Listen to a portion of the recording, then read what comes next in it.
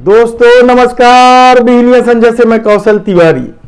भारतीय लोकतंत्र ने ऐसे कई मौके देखे हैं जब सत्ता ने उस पर काली पोतने की हमेशा ही कोशिश की, लेकिन लोगों की आस्था आज भी इस लोकतंत्र के प्रति अगाध रूप से है।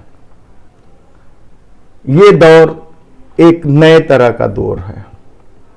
इस दौर में साफ चेतावनी है, तुम वोट किसी को भी दो, सत्ता तो हमारी ही होगी। इस तरह के दौर को लेकर लोग अचंभित भी हैं और एक वर्ग प्रसन्नचित्त भी है। लेकिन इस सबसे इतर हम बात कर रहे हैं महाराष्ट्र की। महाराष्ट्र में आया भूचाल सूरत गुवाहाटी होते दिल्ली पहुंच गया। दिल्ली क्या फैसला देगा यह तो 15 जुलाई के पास ही पता चलेगा, लेकिन शायद यह भी एक दौर है जिसमें चेतावनी दी गई और मामला दिल्ली पहुंच गया। वह चेतावनी थी, कब तक छुपोगे गुवाहाटी में, आना पड़ेगा चौपाटी में। यह नारा बेहद ही आप खतरनाक मान सकते हैं, लेकिन इस दौर की राजनीति ने इस नारे को जन्म दिया है। तब सवाल यह है कि महाराष्ट्र में सत्ता किसकी बनेगी, बाला साहब ठाकरे की विरासत का क्या होगा, और क्या ना शिंदे खेमा उद्धव ठाकरे से निकलकर राज ठाकरे के चंगुल में फंस जाएगा। यह बहुत बड़ा सवाल है, देखना होगा, क्योंकि एक नाथ शिंदे पूरी तरीके से भाजपा में शामिल हो जाएंगे, यह अब भी बड़ा सवाल है। शायद भाजपा के नेता इसे बर्दाश्त न करे, न केंद्रीय सत्ता न स्थानीय नेता।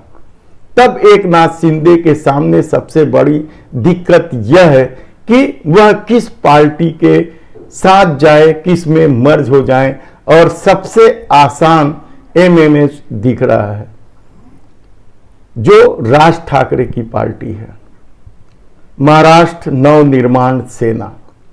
अब देखना है कि क्या होगा। उधर अग्निपथ योजना के विरोध में कांग्रेस ने देश भर में सत्याग्रह किया जबरदस्त ढंग से। इस योजना के खिलाफ में लगातार प्रदर्शन हो रहे हैं। किसान, युवा, अब तो कांग्रेस पार्टी और बहुत सारे संगठन, यहां तक के सेना के पूर्व अधिकारी भी इस योजना को लेकर सवाल उठा रहे हैं। सियाचिन के हीरो परमवीर चक्र धारी बाना सिंह ने तो साफ कह दिया है कि यह योजना भारतीय सेना को बर्बाद कर देगी और चीन और पाकिस्तान के लिए मददगार होगी।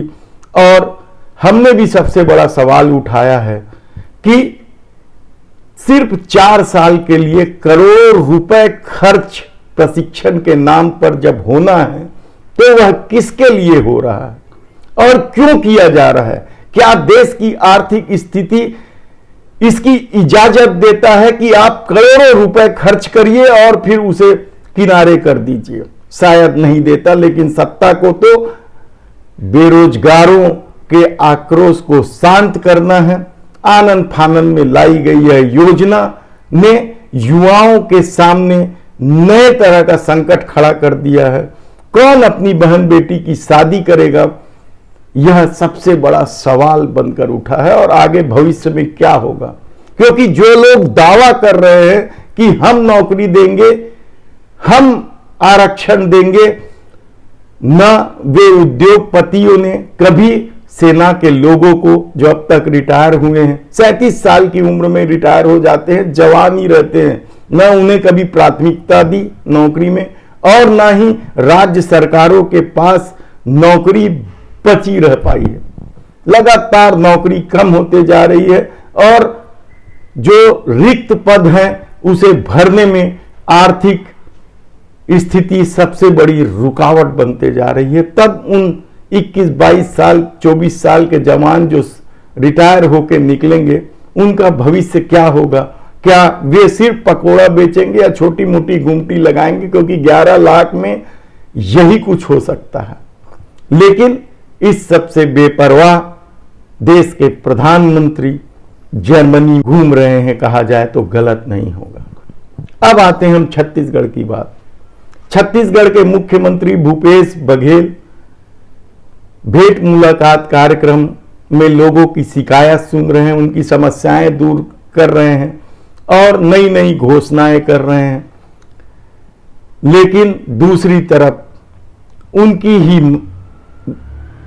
प्रमुख वादा कहना चाहिए मुख्यमंत्री भूपेश बघेल और टीएस बाबा का सबसे बड़ा वादा था नियमितीकरण का। शासकीय कर्मचारियों का जो अनियमित हैं, संविदा में हैं या दैनिक वेतन भोगी हैं, उन्हें नियमितीकरण का है।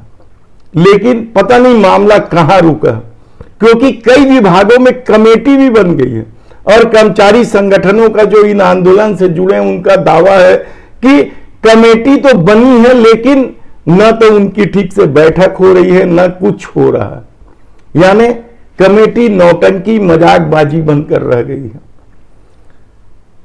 और यह बात हम नहीं, अनेक संगठनों के, चाहे वे स्वास्थ्य कर्मचारी संघ हो, चाहे वे संविदा बिजली कर्मचारी संघ हो, चाहे वे मनरेगा कर्मचारी संघ हो, चाहे वे अंशकालीन स्कूली सफाई शिक्षा कर्मचारी संघ हो, सभी का कहना है कि कमेटियां केवल दिखावे के लिए बन रही है।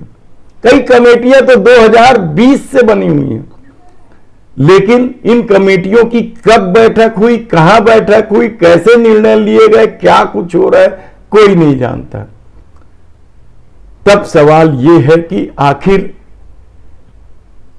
क्या वादे सिर्फ सत्ता में आने के लिए किए जाते हैं? और भी बहुत से वादे हैं, लेकिन आज हम बात कर रहे हैं अनियमित कर्मचारियों के नियमितीकरण को। लगातार आंदोलन दे रहे हैं। कुछ आंदोलन हमने बताया कि किस तरीके से आंदोलन को खत्म किया गया। स्वास्थ्य कर्मचारी जो आंदोलन कर रहे थे उन्हें कहा गया कि 3 महीने के भीतर इस पर निर्णय हो जाएगा। इस आश्वासन पर भूपेश है तो भरोसा है कि इस आश्वासन पर वे अपना आंदोलन समाप्त कर दिए। मनरेगा कर्मचारियों का आंदोलन कैसे समाप्त हुआ यह भी किसी से नहीं छुपा, बर्खास्तगी की तलवार लटकी थी। लेकिन इससे भी ज्यादा दुर्भाग्यजनक स्थिति तो संविदा बिजली कर्मचारियों की थी।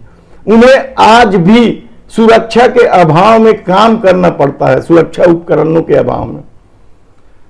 और आंदोलन समाप्त होने के बाद 2-3 लोगों की मृत्यु हो गई है इस दुर्घटना से, ऐसा दावा किया जा रहा है।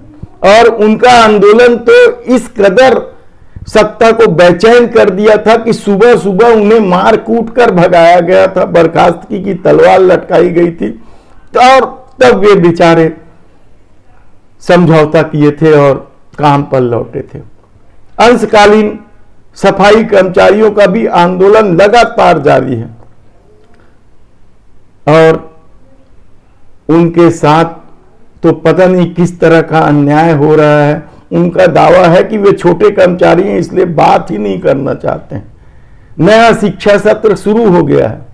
एक तरफ छत्तीसगढ़ के मुख्यमंत्री भूपेश बघेल 1932 में निर्मित स्कूलों का पुराना वैभव लौटा रहे हैं, दूसरी तरफ इन छोटे कर्मचारियों की पीड़ा कोई नहीं सुन रहा है। अब तो हालत यह है कि उनके पास आंदोलन स्थल तक पहुंचने के लिए तकलीफ उठाना पड़ रहा है। घर में चूल्हे कैसे जल रहे हैं कहना मुश्किल है, क्योंकि उन्हें मात्र 2300 रुपए ही तो मिलते थे। इस परिस्थिति को लेकर सत्ता किस तरह आगे बढ़ेगी कहना मुश्किल है। उधर मुख्यमंत्री का दावा है कि जब तक गांव वाले या ग्राम सभा अनुमति नहीं देते कोई उद्योग नहीं लगेगा। लेकिन महासमुंद में क्षेत्र में आज 4 महीने से अधिक हो गए महिला किसानों को। वे कर्मी पावर स्टील प्लांट के खिलाफ आंदोलनरत हैं उन्हें सत्ता में या कलेक्टर में कहना चाहिए, काश्तकारी की जमीन, चारागान की जमीन दे दी है, सरकारी जमीन दे दी है, जिसके खिलाफ में खड़े हैं। और वे यह भी मांग कर रहे हैं कि अधिकारियों को वहां से हटाया जाए, उनके खिलाफ कड़ी कार्रवाई की जाए। दूसरी तरफ अगले वर्ष के आखिरी में होने वाले विधानसभा चुनाव को लेकर भाजपा की अपनी तरह की योजना, धर्म के सहारे चुनाव जीतने में माहिर मानी जाने वाली भाजपा क्या छत्तीसगढ़ में इस तरह का खेल खेल रही है? कवर्धा में एक घटना हो चुकी है, रायगढ़ में भी हो चुकी है, और अब भाजपा से जुड़े कुछ लोगों ने किस तरीके से छत्तीसगढ़ की राजधानी में साईं मंदिरों में प्रदर्शन करने वाले हैं, इसका हम पूरी विस्तार से आपको आगे चर्चा करेंगे। आज तो बस इतना ही। धन्यवाद।